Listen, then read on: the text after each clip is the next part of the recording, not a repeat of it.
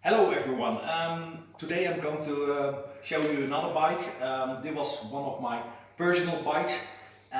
For a long time I was only riding hardtail bikes, and when I first saw the announcement of this new model from Specialized, I said yes, that's a model that I would like to have, and I like the whole shape of the frame and everything. And also another thing with this bike, a lot of people were saying full suspension bikes are heavy and they are not quick and all that kind of shit.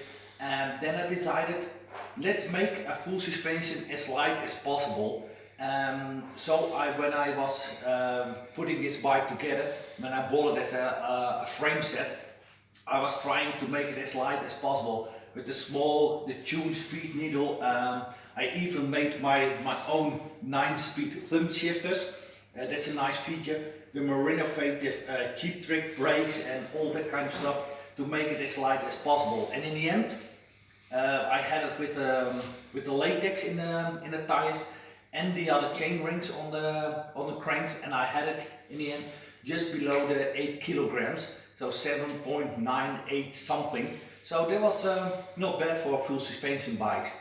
And the last thing I want to point out to you, that's very unique of this bike. This is, I think, one of the only Specialized with the horizontal dropouts. I made them differently, or I had them made differently, because it's a tune rear hub with a carbon X and with a lightweight quickie.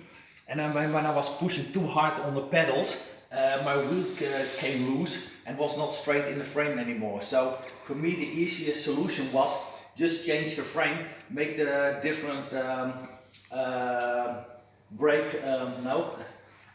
make the sliding dropout, so the frame can only, the wheel can only go backwards, not forwards again. So that was for me the easiest solution. Just adapt the frame to the that was for me the easiest solution. So that's it. So if you want to see more about this bike later on, we're also going to put some pictures on online and on Facebook. And if you have more questions about the different parts that I put on it, I can point out some other things.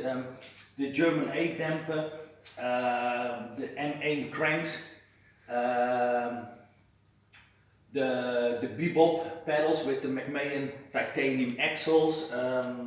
Yeah, that's it. And and we also made our own titanium